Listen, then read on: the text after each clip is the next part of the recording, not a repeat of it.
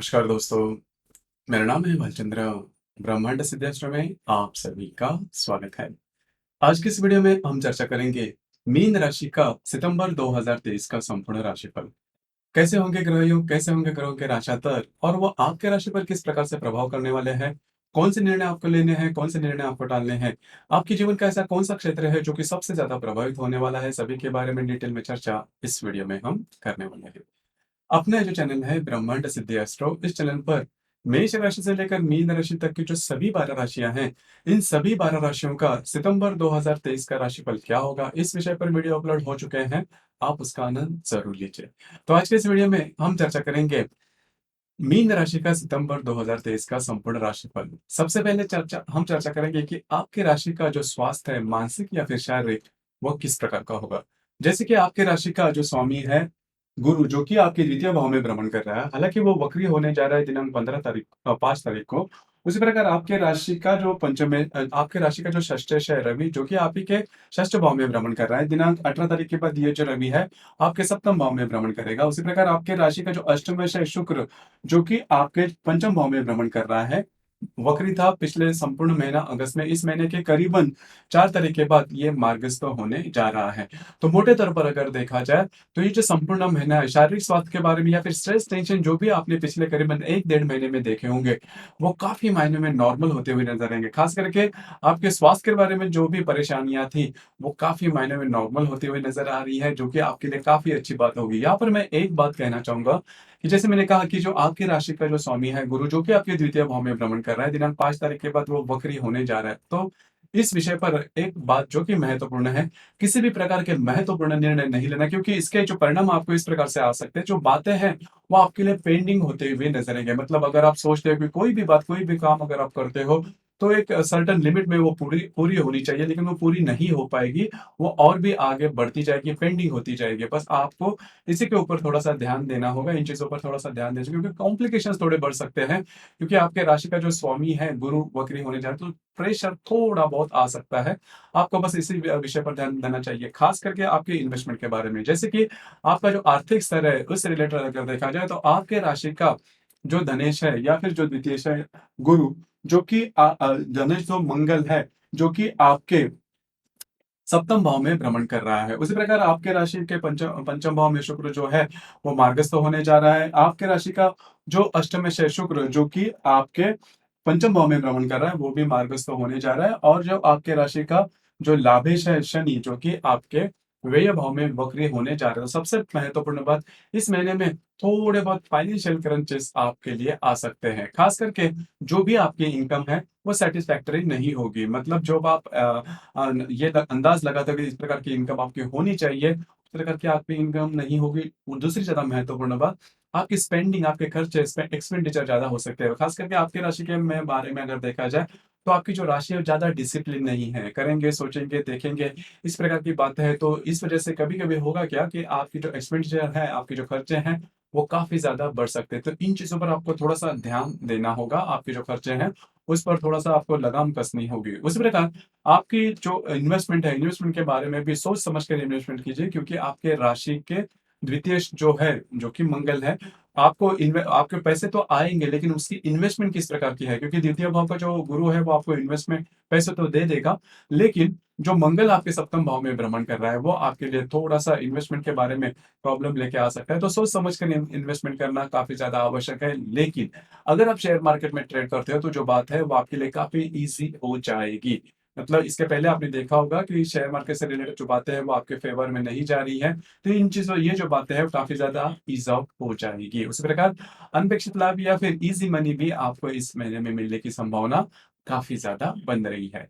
अब हम चर्चा करेंगे कि गृह सुख के मामले में, कि आपका घर का जो सुख है वो किस प्रकार का होगा। जैसे कि आपके राशि का जो चतुर्दश है बुध, जो कि आपके षष्ठ भाव में भ्रमण कर रहा है दिनांक 16 तारीख के बाद, ये मार्गस्थ होने जा रहा है।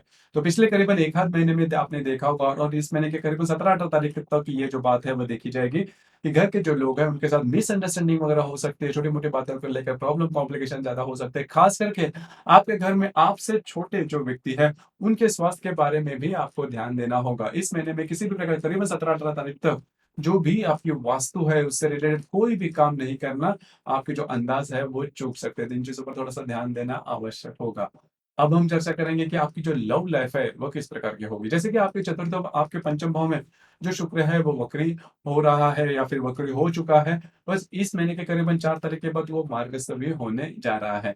तो अगर आप किसी के प्रेम में हैं तो उनसे जो भी प्रॉब्लम कॉम्प्लिकेशंस हुई थी, तो वो इस महीने के करीबन 7-8 तारीख के बाद बहुत ही ज़्यादा नॉर्मल हो जाएगी। आप दोनों में जो हार्मनी है वो काफ़ी अच्छी देखी जाएगी। अगर आपको नई रिलेशनशिप बनानी है, तो भी इस महीने की जो 5, 6, 7 तारीख के बाद का जो समय है, वो आपके लिए काफ़ी ज़्यादा अनुकूल होगा। इसके बाद हम चर्चा करेंगे, अगर आपका जो विवाह सुख है उससे रिलेटेड, अगर आप विवाहित हो, तो आपके लिए जो बातें हैं वो थोड़ी-सी कॉम्प्लिकेटेड है। पिछले करीबन 10-15 दिनों में ही आपने देखा होगा कि आपके जो वैवाहिक जोड़ीदार है वो आपके ऊपर काफ़ी ज़्यादा हावी हो रहे हैं। उनके स्वास्थ्य के बारे में जो समस्याएँ हैं, वो भी ज़्यादा हो रही है और इस महीने में इस मंगल के साथ रवि भी आके आपके सप्तम भाव में पता रहेगा। तो सप्तम भाव में करीबन 18-19 तारीख के बाद रवि आने वाला है। तो रवि और मंगल 2 पुरुष ग्रह आपके सप्तम भाव में आने के कारण आपके जो वैवाहिक जोड़ीदार आपके लिए बहुत ज़्यादा प्रॉब्लम वाली बातें हो सकती है। आपके लिए आपके ऊपर बहुत ज़्यादा हावी हो सकता है। आपकी जो राशि थोड़ी-सी नर्चर करने वाली है, मतलब लाड-प्यार करने वाली राशि है, लाड-प्यार माँगने वाली राशि है, तो ये बात नहीं होगी तो थोड़ा-सा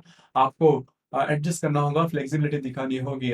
नहीं तो आप में और आपके जो वैवाहिक जोड़ीदार हैं, उनमें जो बातें हैं वो काफ़ी ज़्यादा कॉम्प्लिकेटेड हो सकती है। रिलेशनशिप पर इसका गहरा असर हो सकता है। ध्यान रखिए, क्योंकि आपके व्यय भाव में शनि है वो आ चुका है, जो कि अभी इस प्रकार की जो बातें हैं वो थोड़े ज़्यादा हो जाएँगे। तो रिलेशनशिप के मामले में ख़ास करके अगर आप विवाहित हो, इस महीने में आपको काफ़ी ज़्यादा चौकन्ना रहना होगा। इसके बाद आपका जो कार्य क्षेत्र है या फिर करियर है उससे रिलेटेड अगर देखा जाए, तो आपका जो दशमेश है या फिर कर्मेश जो है गुरु, जो कि आपके द्वितीय भाव में भ्रमण कर रहा है और दिनांक 5 तारीख के बाद ये जो गुरु है वो वक्री होने जा रहा है। अब यहाँ पर 2-3 बातें उस पर थोड़ा-सा ध्यान देना आवश्यक है।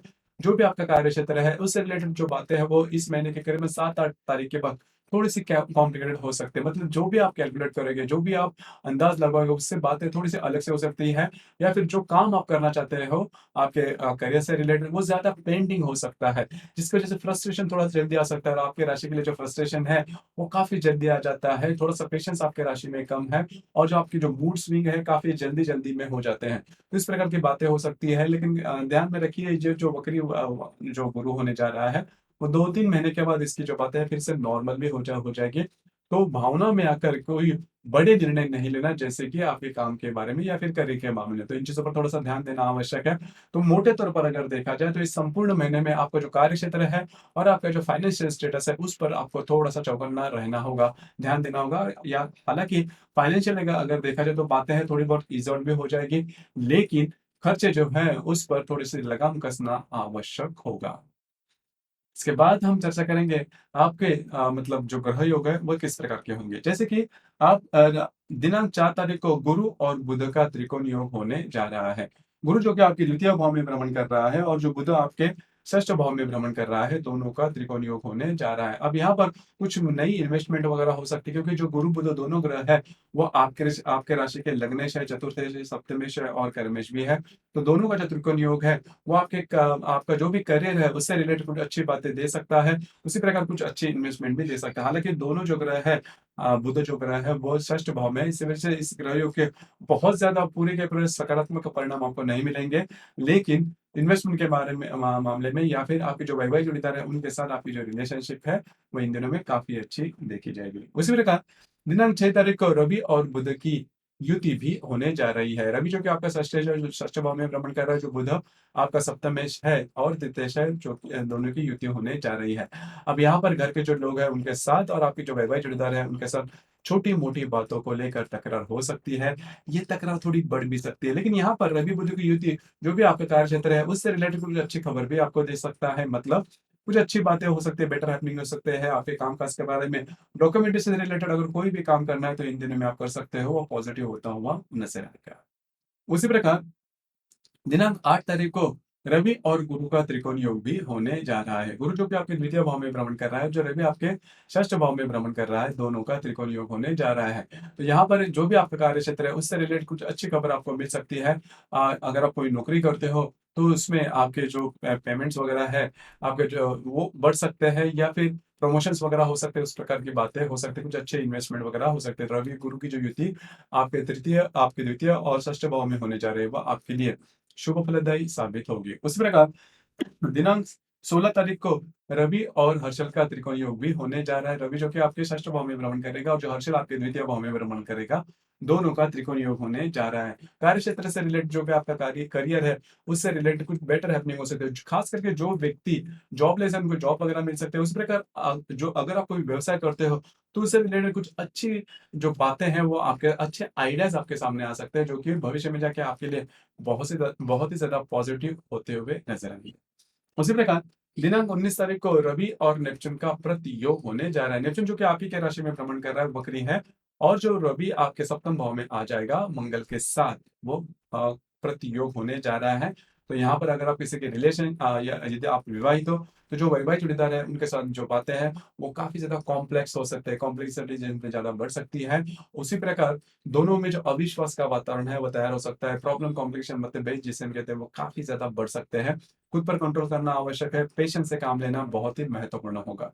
उसी प्रकार इस महीने की 29 तारीख को शुक्र और हर्षल का केंद्र योग होने जा रहा है। हर्षल जो कि आपके द्वितीय भाव में भ्रमण कर रहा है, और जो शुक्र आपके पंचम भाव में भ्रमण कर रहा है, दोनों का केंद्र योग होने जा रहा है। अब यहाँ पर ये जो बातें हैं, थोड़ी सी महत्वपूर्ण हो जाती है, क्योंकि जो शुक्र है, वो आपके राशि का अष्टमेश भी है। तो आपको दो तीन बातें हैं, आपको स्वयं के जो स्वास्थ्य है, उस पर ध्यान देना होगा। उस प्रकार अगर आप किसी के रिलेशनशिप में हैं, तो उनके साथ छोटी मोटी बातों को लेकर तकरार हो सकती है, और वो थोड़ी बढ़ भी सकती है। बस इसी के ऊपर आपको थोड़ा सा ध्यान देना होगा। उसी प्रकार इस महीने की जो अमावस है, वो 15 तारीख को है, और जो पूर्णिमा है, वो 14 तारीख को है। अमावस और पूर्णिमा के दिन रविचंद्र का जो आकर्षण होता है पृथ्वी के प्रति, वो काफी ज्यादा पाया जाता है। इस वजह से हम ज्यादा भावनातीत होते हैं, और अगर आप इमोशनल में कोई निर्णय लेते हैं, तो वो चूकने की संभावना काफी ज्यादा बनती है। तो इन दिनों में किसी प्रकार के बड़े निर्णय नहीं लेना, जिसकी वजह से आपकी जीवन की दिशा बदल जाए। उसी प्रकार विवादों में भी नहीं जाना। डॉक्यूमेंटेशन से रिलेटेड किसी भी प्रकार के महत्वपूर्ण काम, छोटे हो या बड़े, बिल्कुल भी नहीं करना। तो दोस्तों, ये था मीन राशि का सितंबर 2023 का संपूर्ण राशिफल। आपको ये राशिफल कैसे लगा, आपने किस प्रकार से अनुभव किया, नीचे कमेंट बॉक्स में जरूर कमेंट करना। और अपना जो चैनल है ब्रह्मांड सिद्धि एस्ट्रो, इसे भी लाइक, शेयर और सब्सक्राइब जरूर करना। धन्यवाद।